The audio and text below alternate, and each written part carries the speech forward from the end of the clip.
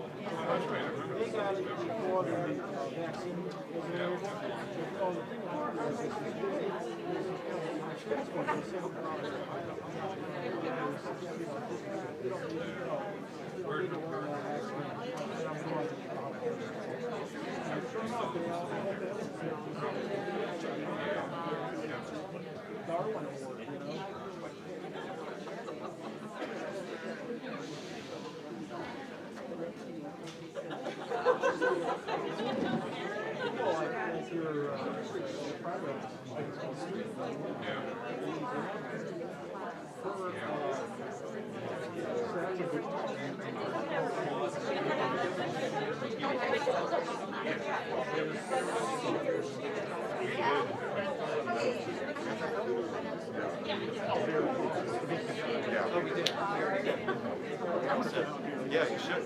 You should. You want to sit in the middle? No, I'll sit over the side.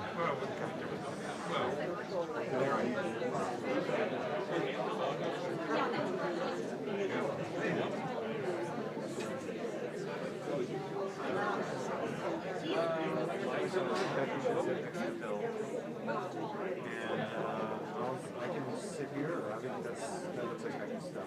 Yeah. You want to sit next to grandpa? Yeah.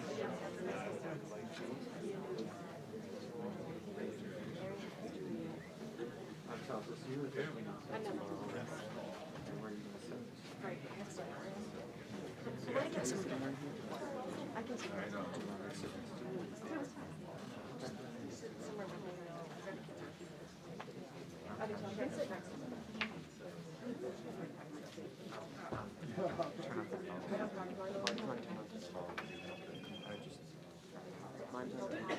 I'm saying to Haley. Oh, yes. Oh, yeah, we need to. Just get back to Salman. Salman, you go. Now we tell him I can share. No, Shuda. Yeah, better make sure that. Salman is here. Oh, thank you. You're welcome.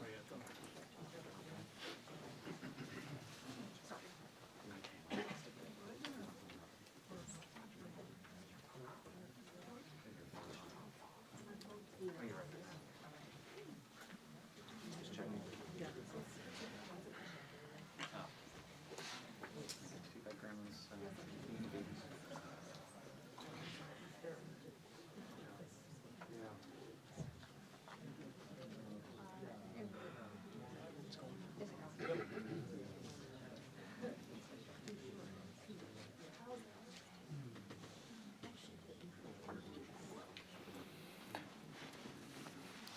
On behalf of the family, I'd like to thank everyone for coming today. At this time, Rabbi Benjamin will now begin the service. Thank you.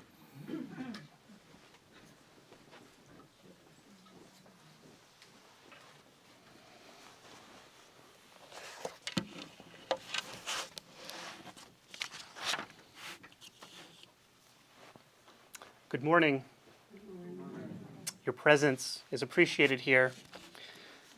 I'm Rabbi Benjamin Altshuler of Mount Sinai Congregation, and I'm honored to preside over these proceedings. This morning, I'd like to begin by sharing with you a poem from 11th century poet Yehuda Halevi. "'Tis a fearful thing to love what death can touch, a fearful thing to love, to hope, to dream, to be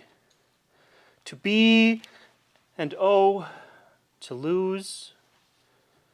A thing for fools this, and a holy thing to love, for your life has lived in me. Your laugh once lifted me, your word was gift to me. To remember this brings painful joy. 'Tis a human thing, love, a holy thing, to love what death has touched. Death has touched our beloved Gail, Phyllis, Jaffe, Skelton. Our friends grieve in their darkened world. In their silence there is lamentation. In their tears there is loneliness. Lost in their sorrow, may they find the presence of loving friends. Hear them, O God. Be with them. For Gail's love that united us in life, and which death cannot sever. For her companionship that we shared along life's path, and which continues through the tenderness of memory. For the gifts of her heart and mind that brought us joy and happiness and is now a precious remembrance. For all these and more, we give our thanks to God. In this time of grief, we listen to the voice of our sacred scriptures that bring us the ever new message of God's nearness. It tells us of our kinship with our Creator, in light as in darkness, in joy as in sorrow, in life as in death. We turn to the words of the 23rd Psalm, which can be found on your prayer insert card. Adonai ro'i, lo echzar. If you'll join with me. The Lord is my shepherd, I shall not want. He makes me lie down in green pastures. He leads me beside still waters. He restores my soul. He leads me in paths of righteousness for his name's sake. Even though I walk through the valley of the shadow of death, I will fear no evil, for you are with me. Your rod and your staff, they comfort me. You prepare a table before me in the presence of my enemies. You anoint my head with oil, my cup overflows. Surely goodness and mercy shall follow me all the days of my life. I shall dwell in the house of the Lord forever. And these words from Psalm 121. Esaenai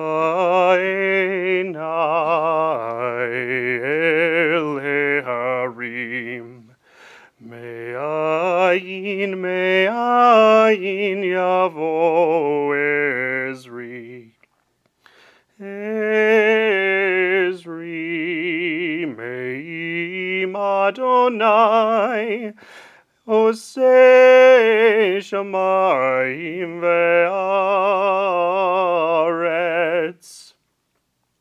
El yiten lamot raglecha, el yanum shomrecha, hine lo yanum velo yishan shomer Israel. Adonai Shomrecha, Adonai tzilcha al yad yamincha, Yomam hashemesh lo yikeka, ve'yareach balayla. Adonai yishroch milkol ra, yishmor et nafshecha. Adonai yishmor tzedcha uvoecha me'ata ve'ad olam.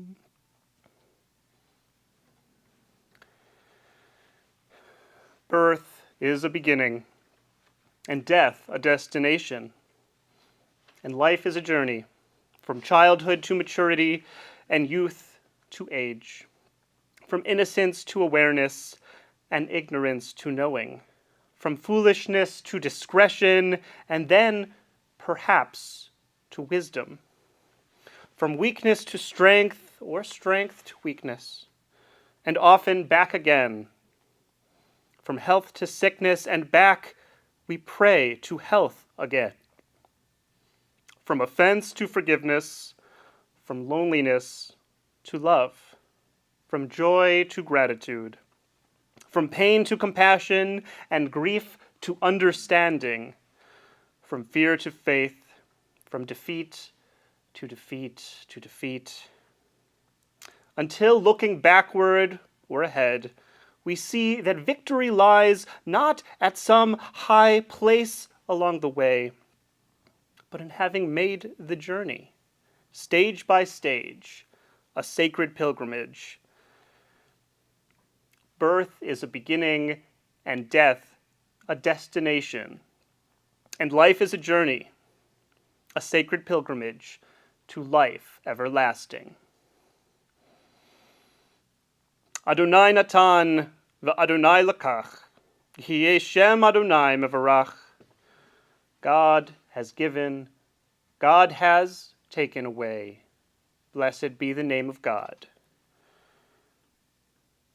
Let us celebrate Gail's life with words from her family. First, we will hear from Avital, Gail's granddaughter.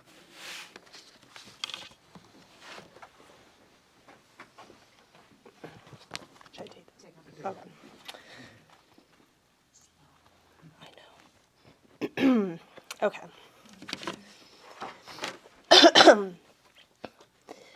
My grandmother was a woman of many morsels of information, experiences, and stories, but there was one story that she would repeat to me over and over again, and it is one that I will never forget. The story of the day she found out she was officially a grandmother.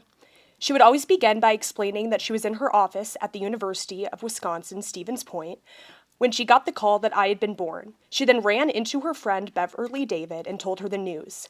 As she tells it, her friend then pulled my grandma, and here my grandma would have used some exaggerated gestures, into her classroom, and as this was a Spanish class, she pointed to my grandma and exclaimed, "Abuelita, abuelita."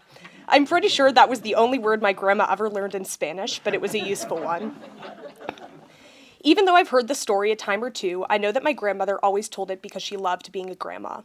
She was always the one to let us have a piece of chocolate every time we visited their house, even with my parents' protests, was always on top of birthday gifts throughout the year, and was always present at any of our events, activities, or sports games. She always had food ready for us for any occasion, she cooked with real butter, and had a whole variety of dessert options, which always included homemade pie or ice cream. I loved playing with her Beanie Babies when I was younger, and trying, and failing, to beat her at bananagrams and Trivial Pursuit. And she always wrote poems for every single birthday and performed them for us in person or over voicemail. Although my grandma was an equally important part of both the lives of me and my brothers, she and I shared a unique relationship that I will cherish throughout the rest of my life. We were both born within the month of November and look forward to spending birthdays together. We both shared a love of reading the same kind of books and an interest in social issues and community. And furthermore, we both shared the knowledge of and interest in our Jewish culture and the culture of our Eastern European ancestors. Engaging conversations and life lessons were staples of our phone conversations and my visits to Stevens Point, but they are ones that will now remind me of the bond I shared with my grandma. In the final days of my grandma's life, it was hard to picture the strong woman who had helped care for me throughout my life, but I know that she wouldn't want me to remember her in that way. She would want me to remember the woman who talked me down from my fear of movie theaters, the woman who would swim laps at the Stevens Point community pool all summer, the woman who volunteered for every possible committee, civil service job, and community event, the woman who'd made crocheted caps and scarves for everyone. At first, they looked like flying saucers, but she got much better over time. The woman who had a witty comment in every situation. And finally, the woman who made sure I had access to every single opportunity I wanted or needed throughout my life. I love you, and I'll miss you, Grandma.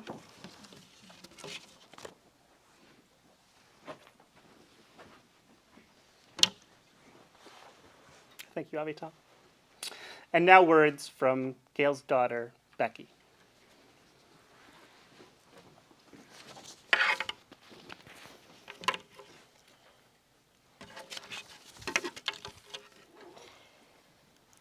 My mother was always worried that no one would show up at her funeral. This consumed a lot of her energy. Well, this is not the case, judging by the outpouring of love and support here today, both in person and online.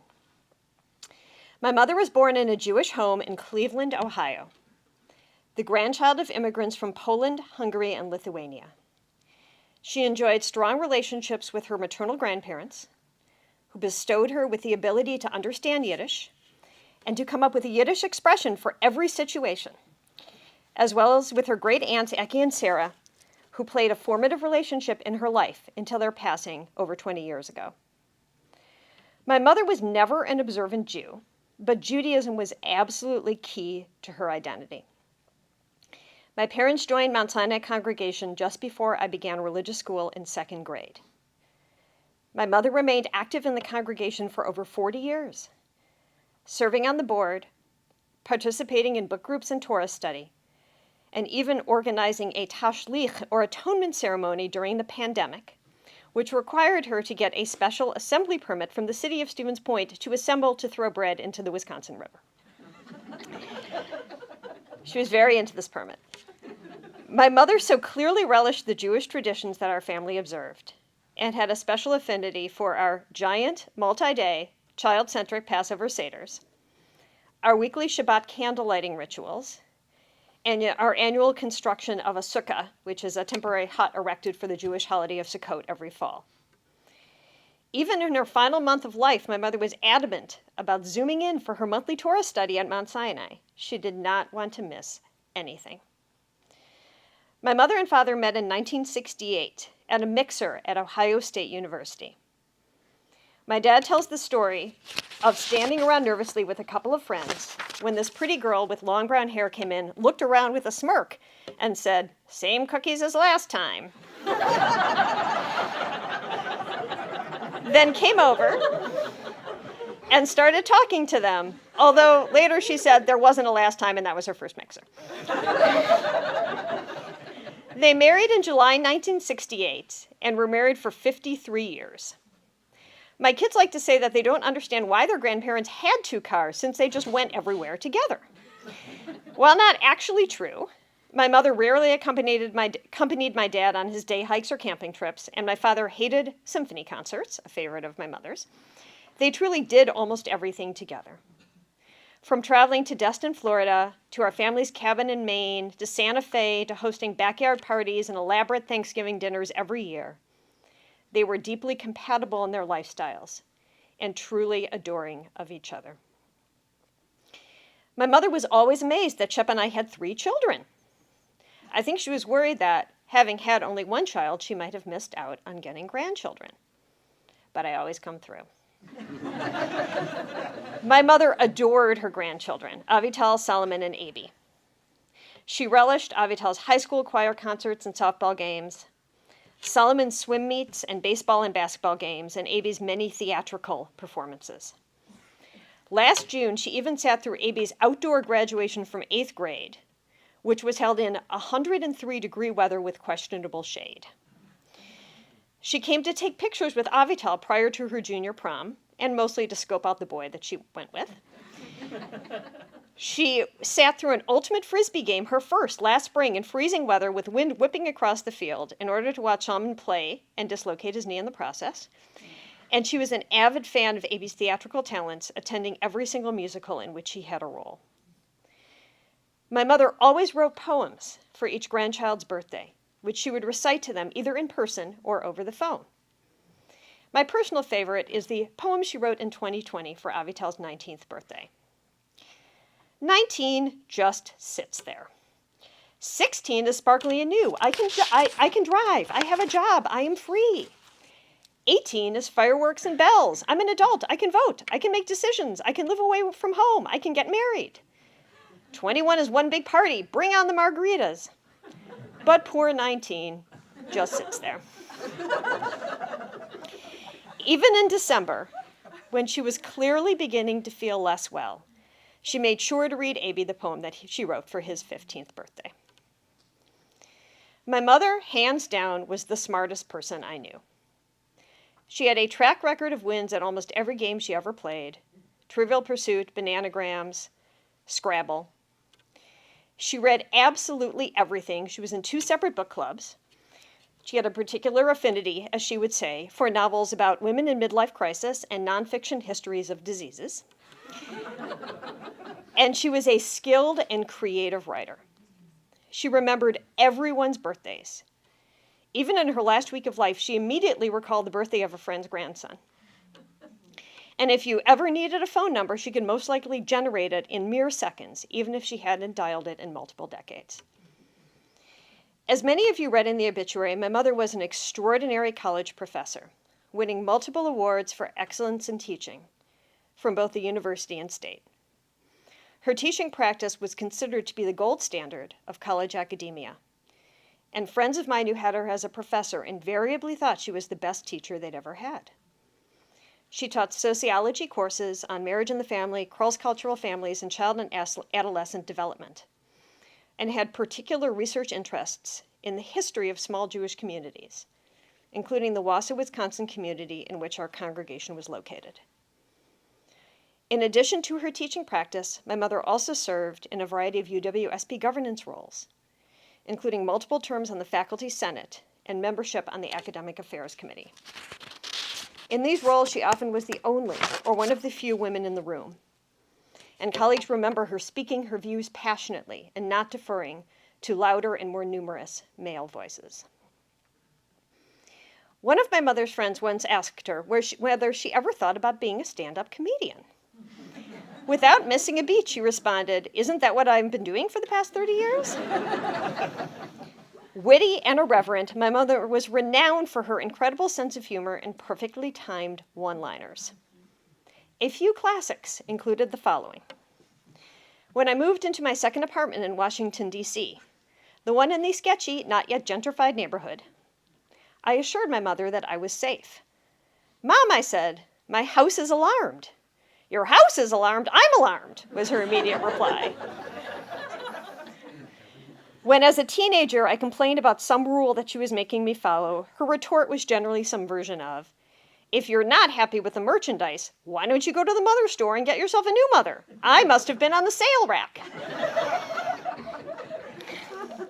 Or upon learning about our pending family trip to Israel, which she was sure would be dreadfully dangerous, she said, "Why don't I just lock you in a room and feed you hummus for 10 days? It would be safer and cheaper."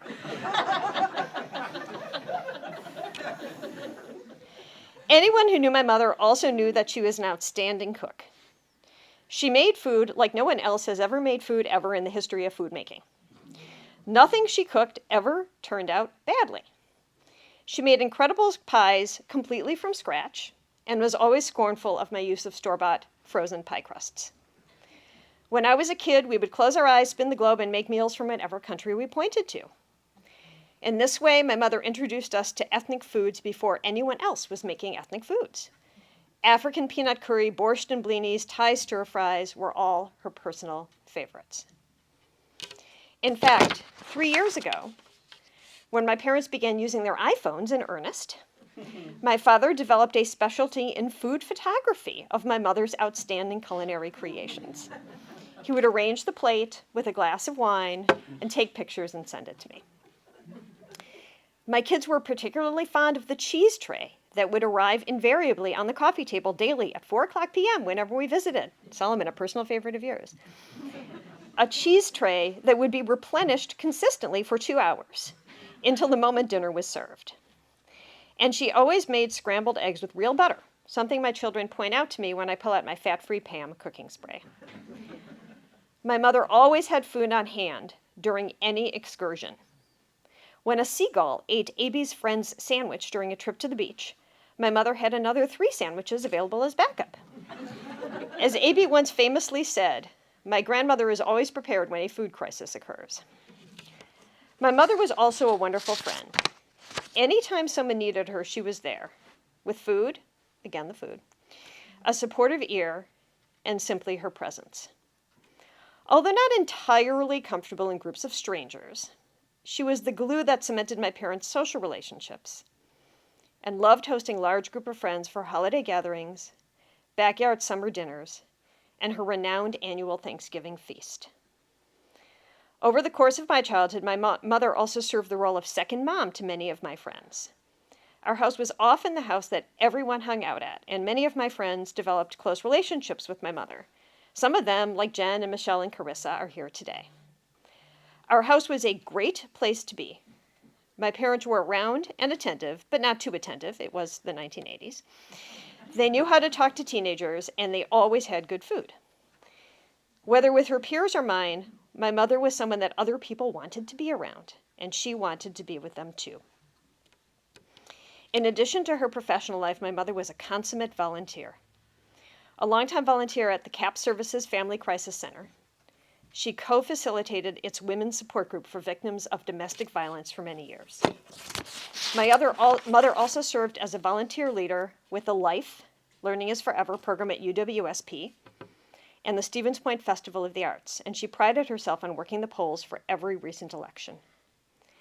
Her stints at the polls were of utmost importance to her, and she made sure that I knew ahead of time, through a series of daily voicemails preceding Election Day, that her phone would be turned off during that time.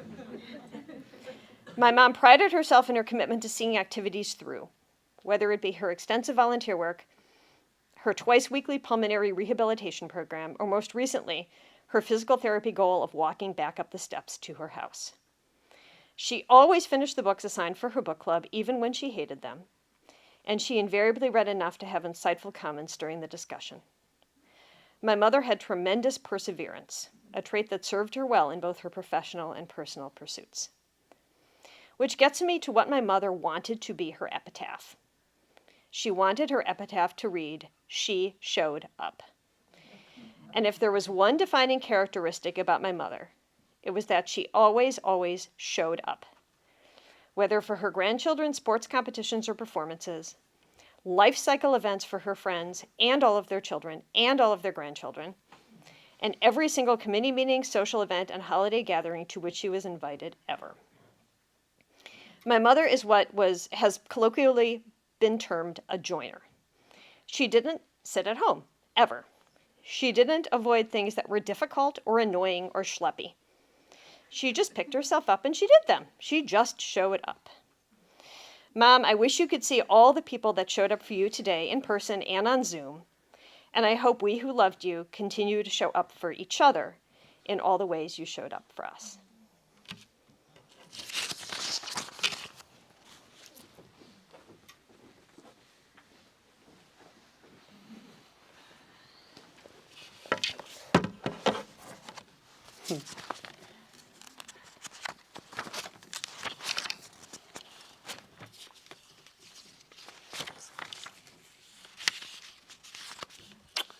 There are people in our lives whom we know for a particular focus or specialty, right?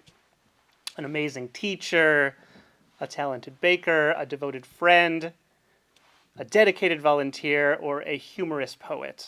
Well, clearly, as we've heard, Gail Skelton defies such singular categorization because she did it all.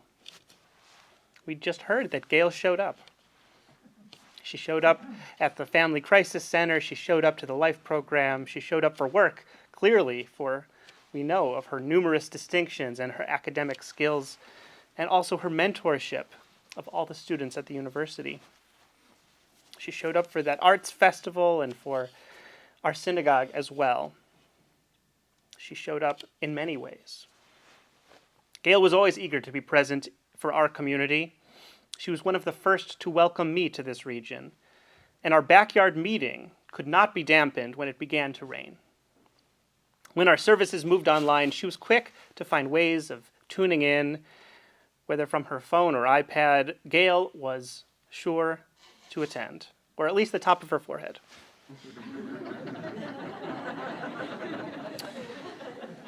I personally appreciated her presence at the book club. She welcomed me and offered, I think, the wittiest of comments, and also some biting critiques.